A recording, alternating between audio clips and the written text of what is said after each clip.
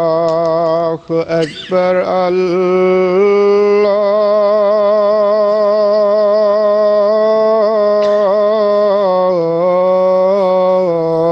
الله أكبر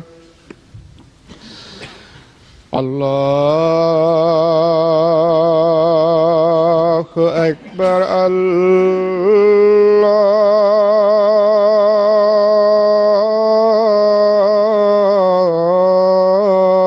الله أكبر أشهد أن لا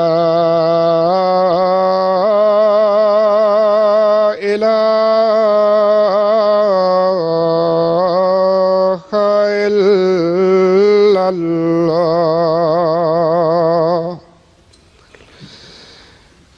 أشهد أن لا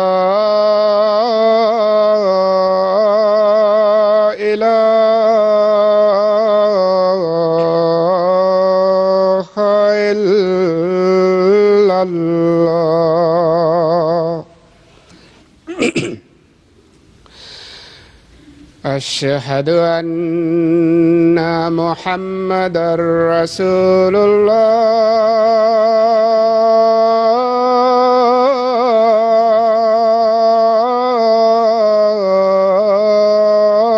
الله أشهد أن محمدًا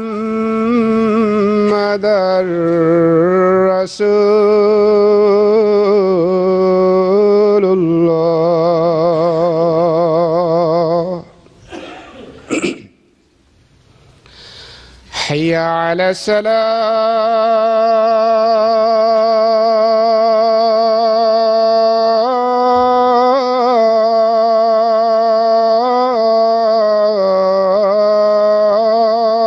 الصلاة حي على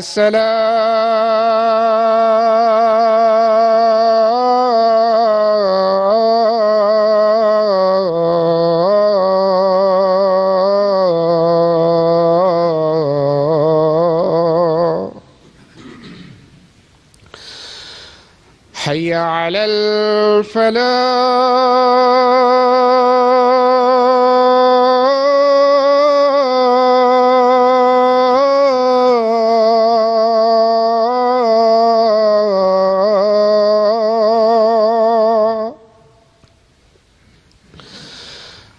حي على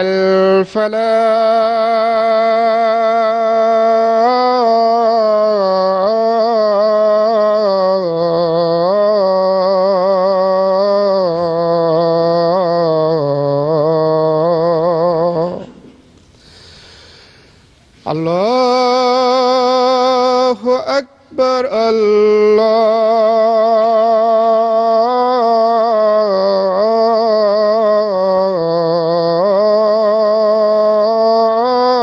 الله أكبر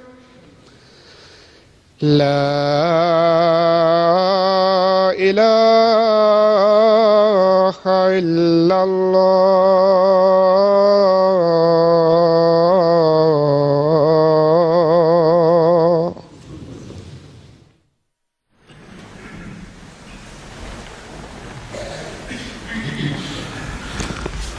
السلام عليكم ورحمة الله.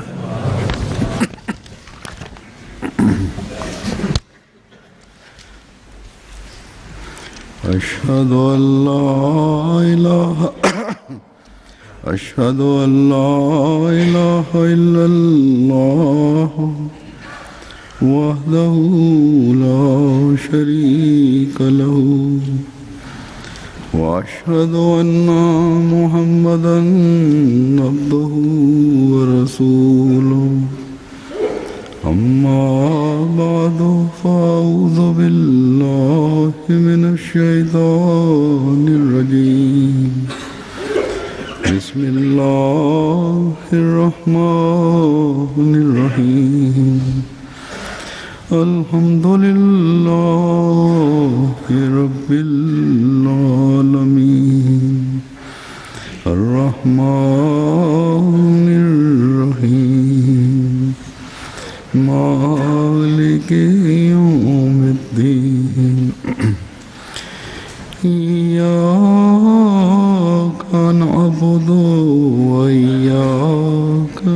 المستقيم اهدنا الصراط المستقيم صراط الذين أنعمت عليهم غير المغضوب عليهم ولا الضالين.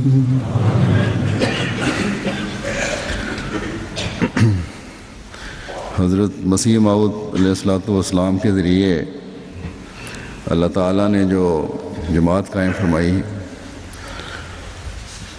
اور اس کو یہ اعزاز بخشا کہ وہ پہلوں کے ساتھ ملا دی گئی، یہ کوئی معمولی اعزاز نہیں ہے، یہ کوئی معمولی جماعت نہیں ہے.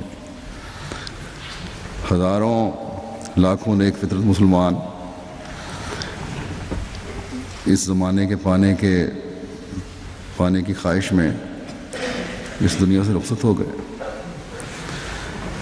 بس ہم میں سے ہر ایک کو جو اپنے آپ کو حضرت مسیح موعود علیہ الصلوۃ والسلام کی جماعت سے منسوب کرتا ہے، ان باتوں پر غور کرنے کی ضرورت ہے جن پر پہلوں نے عمل کیا. حضرت صلی اللہ علیہ وسلم کے ساتھ بیعت کا تعلق جوڑا، آپ کی امت میں شامل ہوئے اور آپ صلی اللہ علیہ وسلم کی تربیت کے زیر اثر اللہ تعالیٰ سے ایسا پختہ تعلق جوڑا کہ ان لوگوں کے بارے میں اللہ تعالیٰ فرماتا ہے من یشری نفسہ ابتغاء مرضات اللہ.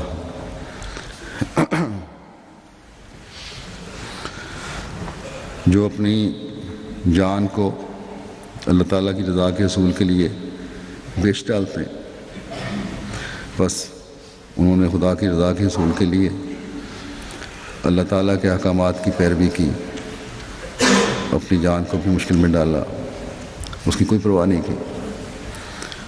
ان کا مقصد صرف اللہ تعالیٰ کی خوشنودی حاصل کرنا ہوتا تھا، اور پھر اللہ تعالیٰ بھی انہیں بے انتہا نوازتا رہا.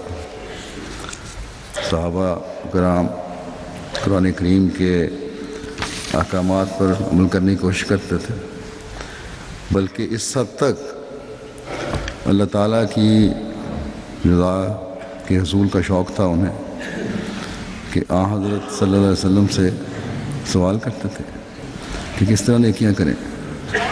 بعض سوال پوچھتے تھے اس حد تک کہ اللہ تعالیٰ نے انہیں روک دیا کہ جب کہ شریعت نازل ہو رہی ہے تم سوال نہ کرو، کیونکہ بعض تمہارے سوال اگر بعض احکامات مل جائیں تو تمہیں مشکل میں ڈال سکتے ہیں. بس اللہ تعالیٰ رؤوف بالعباد ہے، اللہ تعالیٰ اپنے بندوں پر بہت مہربان ہے، اپنی خاص رحمت کی نظر رکھتا ہے. جو بندے کو تکلیف سے بچاتی ہے، اس بندے کو جو اللہ تعالیٰ کی رضا کی خاطر ہر تکلیف کو اٹھانے کے لیے تیار ہو جاتا ہے، اس کے احکامات پر عمل کرنے کے لیے تیار ہو جاتا ہے، اللہ تعالیٰ بھی اس پر خاص شفقت فرماتا ہے. اور پھر اللہ تعالیٰ سے پختہ تعلق جوڑنے والے بھی اپنے ماحول میں خدا تعالیٰ کی صفات کے پرتو بنتے ہیں. ان تمام احکامات کو ادا کرنے کی کوشش کرتے ہیں جن کا اللہ تعالیٰ نے حکم دیا ہے.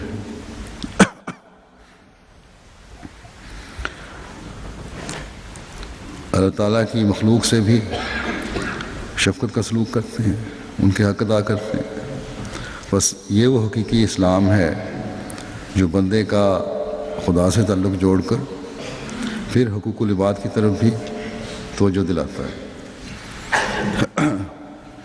اور یہی حقیقی اسلام صحابہ نے پایا اور سیکھا اور عمل کر کے دکھایا. اور یہی حضرت مسیح موعود علیہ الصلوۃ والسلام ہمیں سکھانے آئے ہیں، ہمیں بتانے آئے ہیں، ہمیں ان راستوں پر چلانے آئے ہیں۔ بس اس کے لیے ہمیں اپنے جائزے لینے کی ضرورت ہے۔ اس وقت اس سلسلے میں آپ کے سامنے حضرت مسیح موعود علیہ الصلوۃ والسلام کے چند اقتباسات پیش کروں گا جو ہمیں اپنے جائزوں کی طرف، اپنی حالتوں کی طرف توجہ دلانے والے ہیں۔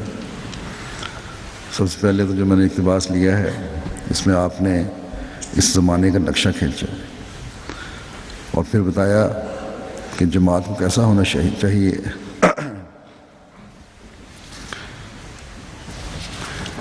آپ فرماتے ہیں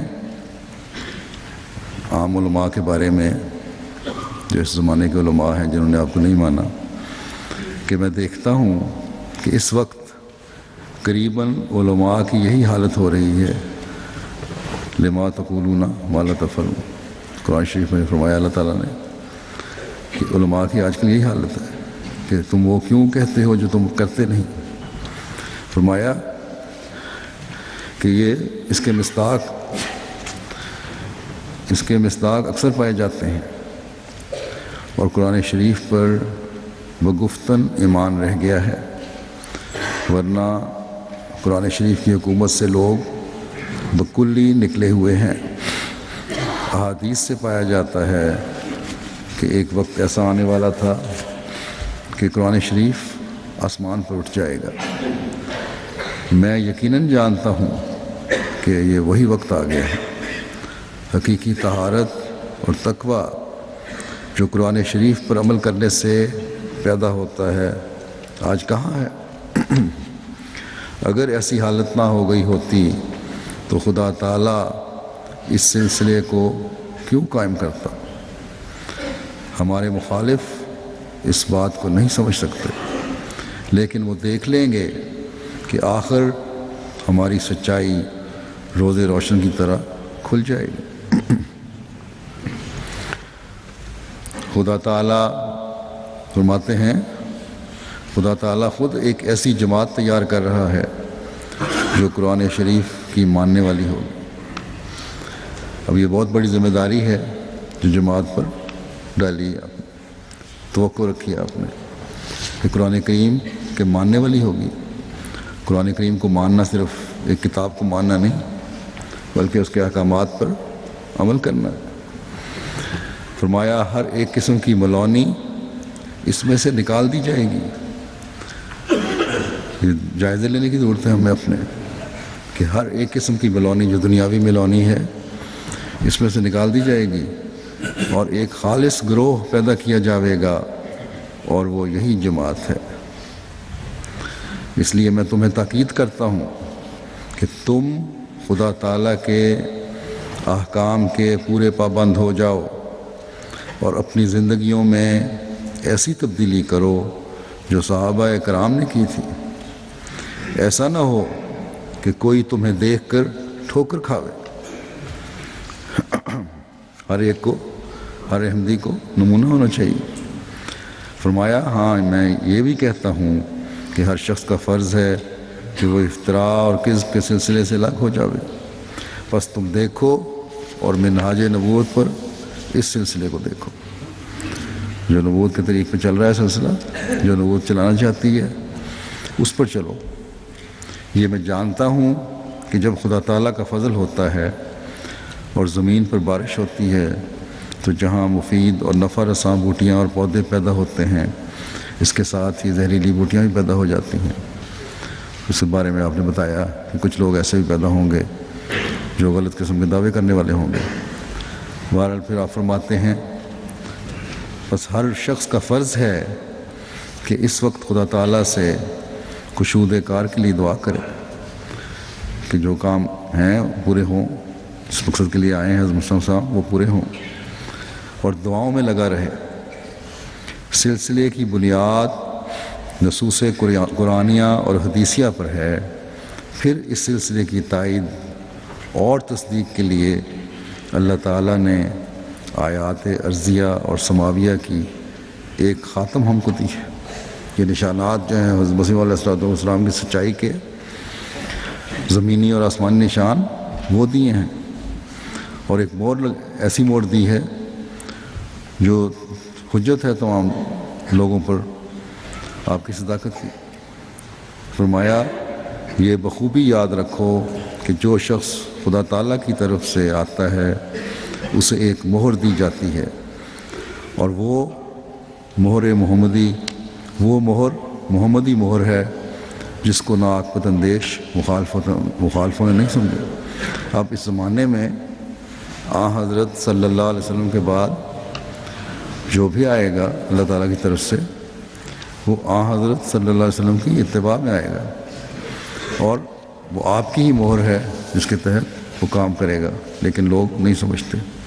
لیکن فرمایا تم اپنے نمونے قائم کرو تاکہ دنیا سمجھے کہ یہ سلسلہ قائم ہوا ہے جو خدا تعالیٰ سے خاص تعلق جوڑنے والا ہے۔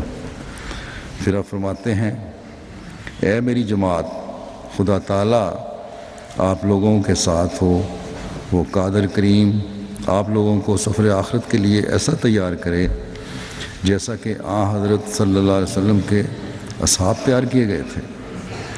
خوب یاد رکھو کہ دنیا کچھ چیز نہیں ہے، لانتی ہے وہ زندگی جو محض دنیا کے لیے ہے، اور بدقسمت ہے وہ جس کا تمام ہم و غم دنیا کے لیے ہے۔ ایسا نہ ہو،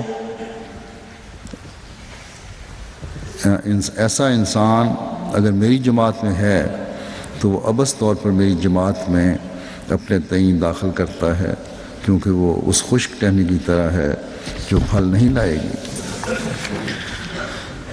پھر ہماری اصلاح اور استقامت کے لیے صحیح طریق بتاتے ہوئے آپ فرماتے ہیں بس میرے نزدیک پاک ہونے کا یہ عمدہ طریق ہے، اور ممکن نہیں کہ اس سے بہتر کوئی اور طریق مل سکے کہ انسان کسی قسم کا تکبر اور فخر نہ کرے، نہ علمی، نہ خاندانی، نہ مالی۔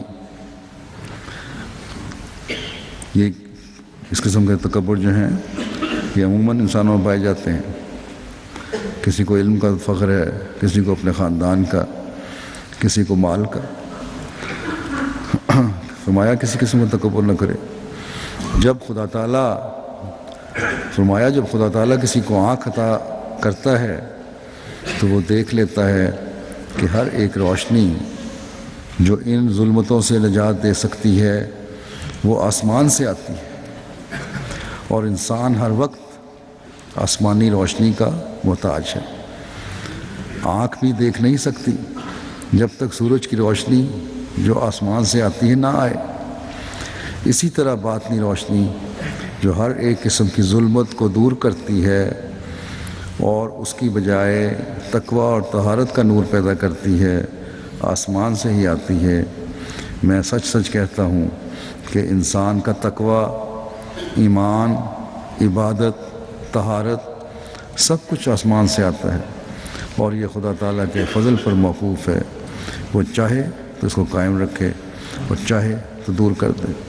بس جب ہر قسم کا جو عنایات ہیں اللہ تعالیٰ کی ہیں اور اللہ تعالیٰ کے فضل سے ہیں، اللہ تعالیٰ چاہے تو قائم رکھتا ہے، چاہے تو ختم کر دیتا ہے، تو پھر تکبر کس بات کا؟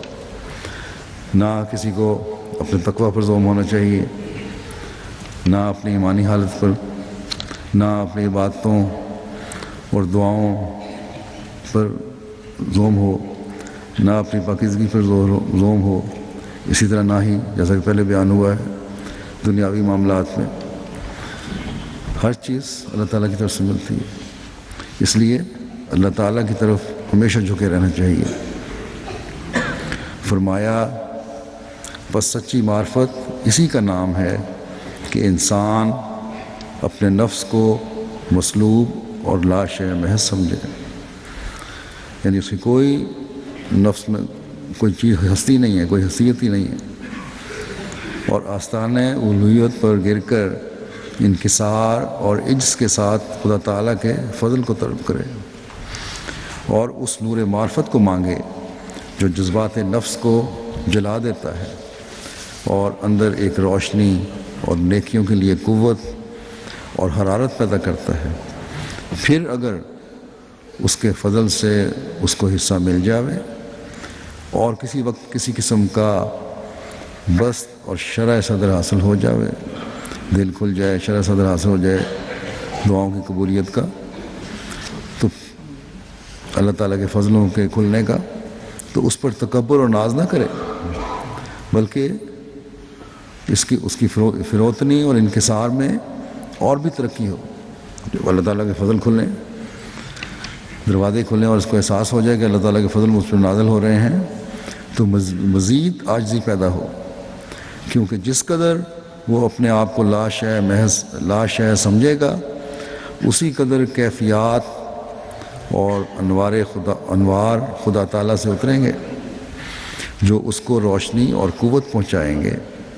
اگر انسان یہ عقیدہ رکھے گا تو امید ہے کہ اللہ تعالیٰ کے فضل سے اس کی اخلاقی حالت عمدہ ہو جائے گی۔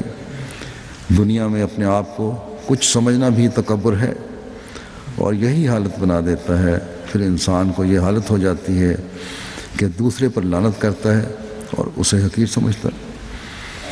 جب تکبر پیدا ہو جائے پھر دوسرے کی کوئی حیثیت نہیں سمجھتا۔ بس جیسا کہ میں نے کہا، ہم میں سے ہر ایک کو اپنے جائزے لینے کی ضرورت ہے کہ کیا ہم حضرت مسیح موعود علیہ الصلوۃ والسلام کے بتائے ہوئے اس عمدہ طریق پر چلنے کی کوشش کرتے ہیں۔ پھر آپ فرماتے ہیں ایک جگہ، اے سعادت مند لوگو، تم زور کے ساتھ اس تعلیم میں داخل ہو جو تمہاری نجات کے لیے مجھے دی گئی ہے۔ تم خدا کو واحد لا شریک سمجھو اور اس کے ساتھ کسی چیز کو شریک مت کرو، نہ آسمان میں سے نہ زمین میں سے۔ خدا اسباب کے استعمال سے تمہیں منع نہیں کرتا، لیکن جو شخص خدا کو چھوڑ کر اسباب پر ہی بھروسہ کرتا ہے وہ مشرک ہے۔ قدیم سے خدا کہتا چلا آیا ہے کہ پاک دل بننے کے سوا نجات نہیں، سو تم پاک دل بن جاؤ اور نفسانی کینوں اور غصوں سے الگ ہو جاؤ۔ یہ کینے اور غصے بھی انسان کو کھا جاتے ہیں، اخلاق اس کے تباہ و برباد کر دیتے ہیں۔ فرمایا کینوں اور غصوں سے الگ ہو جاؤ۔ انسان کے نفس امارہ میں کئی قسم کی پلیدیاں ہوتی ہیں، مگر سب سے زیادہ تکبر کی پلیدی ہے۔ تکبر سب سے بڑا گند اور گناہ ہے۔ اگر تکبر نہ ہوتا تو کوئی شخص کافر نہ رہتا۔ سو تم دل کے مسکین بن جاؤ، عام طور پر بنی نوع کی ہمدردی کرو، جبکہ تمہیں انہیں بہشت دلانے کے لیے واعظ کرتے ہو۔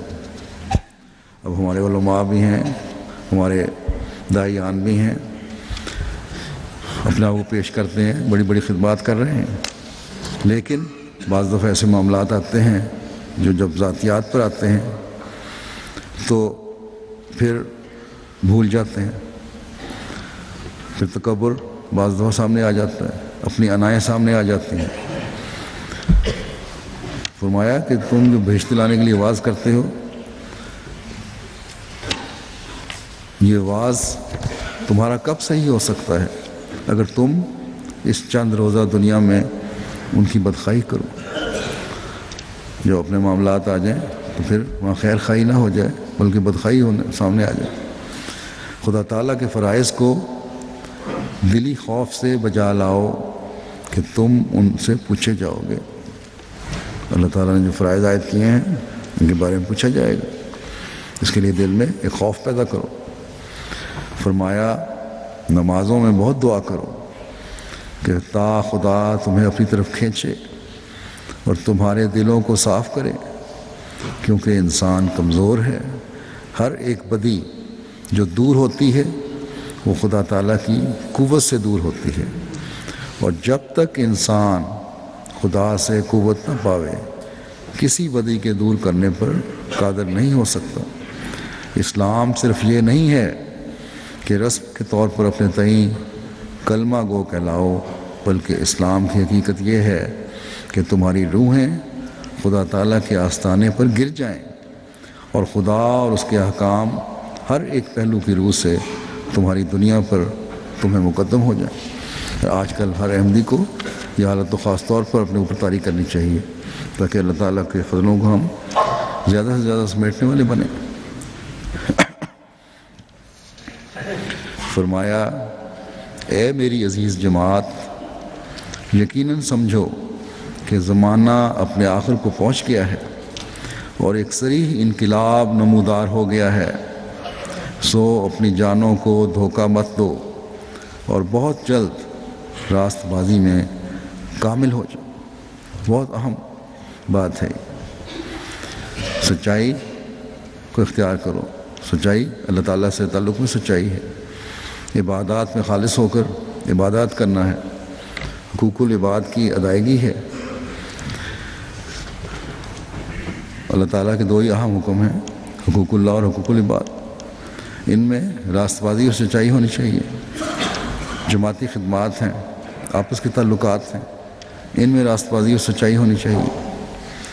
تو فرمایا قرآن کریم کو اپنا پیشوا پکڑو اور ہر ایک بات میں اس سے روشنی حاصل کرو، اور حدیثوں کو بھی ردی کی طرح مت پھینکو کہ وہ بڑی کام کی ہیں اور بڑی محنت سے ان کا ذخیرہ تیار ہوا ہے، لیکن جب قرآن کے قصوں سے حدیث کا کوئی قصہ مخالف ہو تو ایسی حدیث کو چھوڑ دو تا گمراہی میں نہ پڑو۔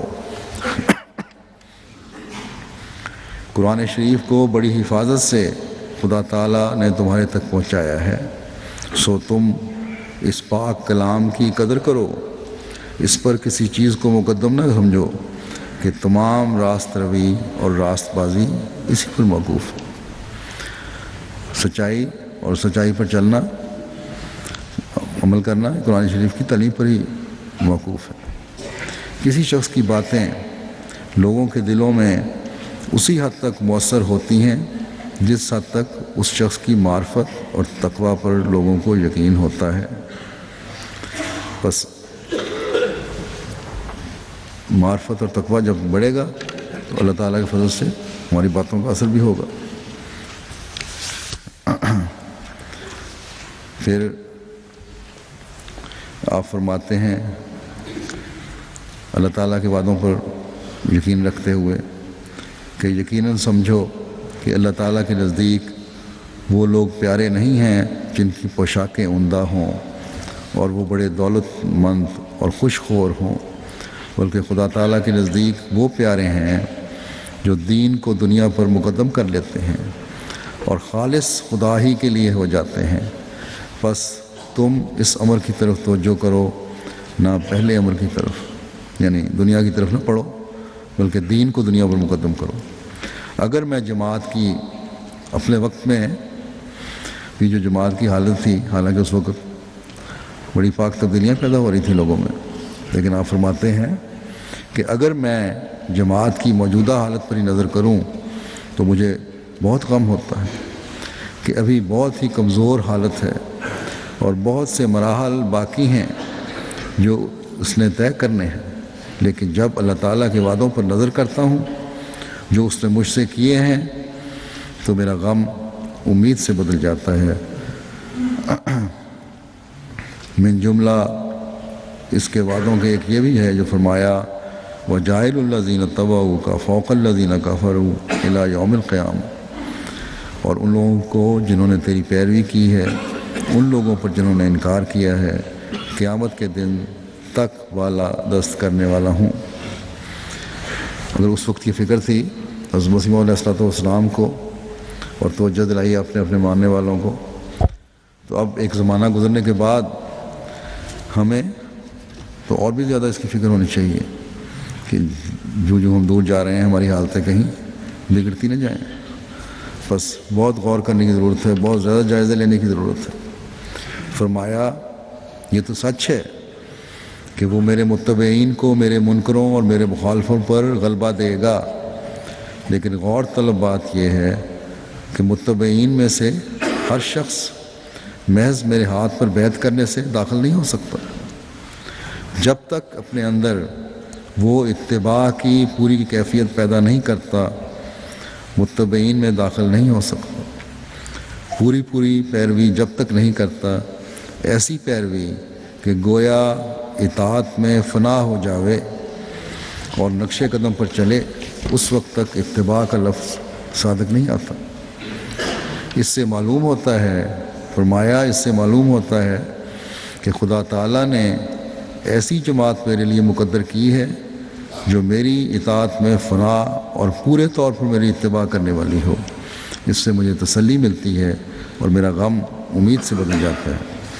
فرماتے ہیں بہرحال خدا تعالیٰ کے وعدوں پر میری نظر ہے، اور وہ خدا ہی ہے جو میری تسکین اور تسلی کا باعث ہے، ایسی حالت میں کہ جماعت کمزور اور بہت کچھ تربیت کی محتاج ہے۔ یہ ضروری امر ہے کہ میں تمہیں توجہ دلاؤں کہ تم خدا تعالیٰ کے ساتھ سچا تعلق پیدا کرو اور اسی کو مقدم کر لو، اور اپنے لیے حضرت صلی اللہ علیہ وسلم کی پاک جماعت کو ایک نمونہ سمجھو، ان کے نقش قدم پر چلو۔ آپ نے فرمایا دین کو دنیا پر مقدم کرنے کے بارے میں کہ یاد رکھو اب جس کا اصول دنیا ہے اور پھر وہ اس جماعت میں شامل ہے، خدا تعالیٰ کے نزدیک وہ اس جماعت میں نہیں ہے۔ اللہ تعالیٰ کے نزدیک وہی اس جماعت میں داخل اور شامل ہے جو دنیا سے دستبردار ہے۔ یہ کوئی مت خیال کرے کہ میں ایسے خیال سے تباہ ہو جاؤں گا، یہ خدا شناسی کی راہ سے دور لے جانے والا خیال ہے۔ خدا تعالیٰ کبھی اس شخص کو جو محض اسی کا ہو جاتا ہے ضائع نہیں کرتا، بلکہ وہ خود اس کا متکفل ہو جاتا ہے۔ اللہ تعالیٰ کریم ہے، جو شخص اس کی راہ میں کچھ کھوتا ہے وہی کچھ پاتا ہے۔ میں سچ کہتا ہوں کہ اللہ تعالیٰ انہی کو پیار کرتا ہے اور انہی کی اولاد و برکت ہوتی ہے جو خدا تعالیٰ کے حکموں کی تعمیل کرتا ہے، اور یہ کبھی نہیں ہوا اور نہ ہوگا کہ خدا تعالیٰ کا سچا فرما بردار ہو وہ یا اس کی اولاد تباہ و برباد ہو جائے۔ دنیا ان لوگوں ہی کی برباد ہوتی ہے جو خدا تعالیٰ کو چھوڑتے ہیں اور دنیا پر جھکتے ہیں۔ کیا یہ سچ نہیں ہے کہ ہر امر کی تناب اللہ تعالیٰ ہی کے ہاتھ میں ہے؟ اس کے بغیر کوئی مقدمہ فتح نہیں ہو سکتا، کوئی کامیابی حاصل نہیں ہو سکتی، اور کسی قسم کی آسائش اور راحت میسر نہیں آ سکتی۔ دولت ہو سکتی ہے، مگر یہ کون کہہ سکتا ہے کہ مرنے کے بعد یہ بیوی یا بچوں کے ضرور کام آئے گی؟ ان باتوں پر غور کرو اور اپنے اندر ایک نئی تبدیلی پیدا کرو۔ فرمایا خاص نصیحت کرتے ہوئے جماعت کو، پس تم جو میرے ساتھ تعلق رکھتے ہو، یاد رکھو کہ تم ہر شخص سے خواہ وہ کسی مذہب کا ہو ہمدردی کرو اور بلا تمیز ہر ایک سے نیکی کرو، کیونکہ یہی قرآن شریف کی تعلیم ہے۔ وَيُطْعِمُونَ الطَّعَامَ عَلَىٰ حُبِّهِ مِسْكِينًا وَيَتِيمًا وَأَسِيرًا، اور وہ کھانے کو اس کی چاہت ہوتے ہوئے مسکینوں اور یتیموں اور اسیروں کو کھلاتے ہیں۔ وہ اسیر اور قیدی جو آتے تھے اکثر کفار ہی ہوتے تھے۔ اب دیکھ لو کہ اسلام کی ہمدردی کی انتہا کیا ہے۔ میری رائے میں کامل اخلاق کی تعلیم وجود اسلام کے اور کسی کو نصیب ہی نہیں ہوئی۔ پھر آپ نے فرمایا اس وقت جب یہ بیان کیا کہ جب مجھے صحت ہو جائے، اس وقت طبیعت خراب تھی، تو میں ایک کتاب لکھوں گا جو اخلاق کے بارے میں ہو۔ بہرحال پھر آگے آپ فرماتے ہیں کہ میں چاہتا ہوں کہ جو کچھ میرا منشا ہے وہ ظاہر ہو جاوے، اور وہ میری جماعت کے لیے ایک کامل تعلیم ہو، اور ابتغاء مرضات اللہ کی راہیں اس میں دکھائی جائیں۔ مجھے بہت ہی رنج ہوتا ہے جب میں آئے دن یہ دیکھتا اور سنتا ہوں کہ کسی سے یہ سرزد ہوا اور کسی سے وہ۔ میری طبیعت ان باتوں سے خوش نہیں ہوتی۔ میں جماعت کو بھی ابھی اس بچے کی طرح پاتا ہوں جو 2 قدم اٹھتا ہے تو 4 قدم گرتا ہے، لیکن میں یقین رکھتا ہوں کہ خدا تعالیٰ اس جماعت کو کامل کر دے گا۔ اس لیے تم بھی کوشش، تدبیر، مجاہدہ اور دعاؤں میں لگے رہو کہ خدا تعالیٰ اپنا فضل کرے کیونکہ اس کے فضل کے بغیر کچھ بنتا ہی نہیں ہے.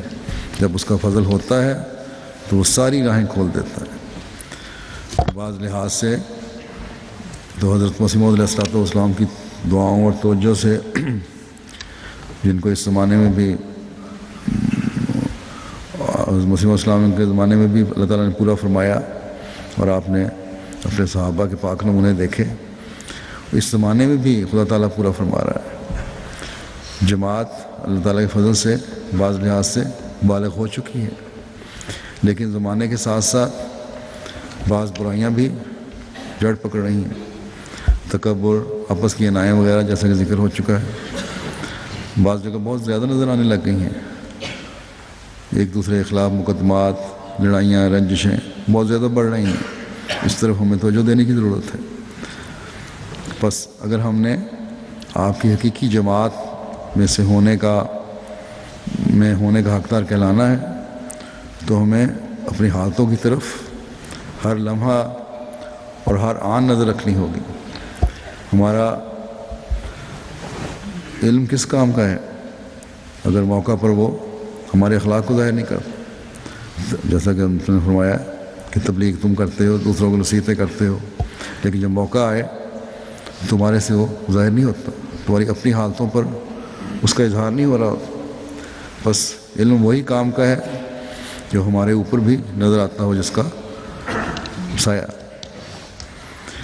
ہمارے آپس کے تعلقات کا اظہار ہمارے اندر اور باہر کو ایک کر کے جب تک نہیں دکھاتا اس وقت تک ہمارا علم بے فائدہ ہے. آج کے دور میں جب کہ جماعت کے خلاف مخالفت بھی شدت کو پہنچی ہوئی ہے، ہمیں ہر سطح پر اپنی ذاتی خواہشوں اور اناؤں کو پس پش ڈال کر ایک ہونے کی اعلیٰ ترین مثال قائم کرنے کی کوشش کرنی چاہیے. جیسا کہ حضرت مسیح موعود علیہ السلام نے فرمایا ہے کہ اللہ تعالیٰ اس جماعت کو صحابہ کے نمونے پر چلانا چاہتا ہے. اللہ تعالیٰ ہمیں اس کی توفیق عطا فرمائے.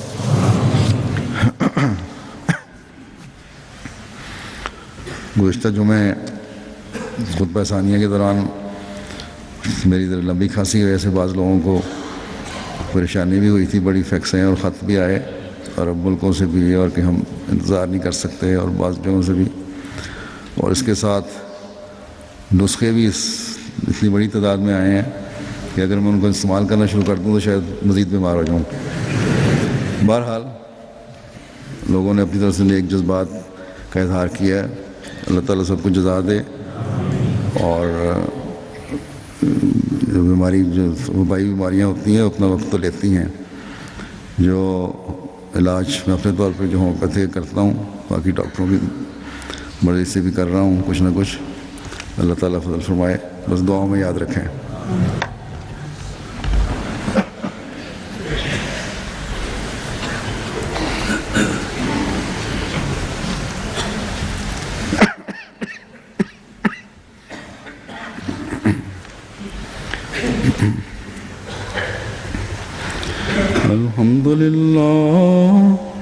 الحمد لله نحمده ونستعينه ونستغفره ونؤمن به ونتوكل عليه ونعوذ بالله من شرور أنفسنا ومن سيئات أعمالنا.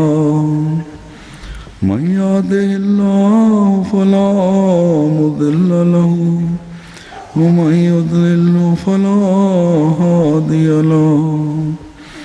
ونشهد أن لا إله إلا الله ونشهد أن محمدا عبده ورسوله. عباد الله رحمكم الله، إن الله يأمر بالعدل والإحسان وإيتاء ذي القربى وينهى عن الفحشاء والمنكر والبغي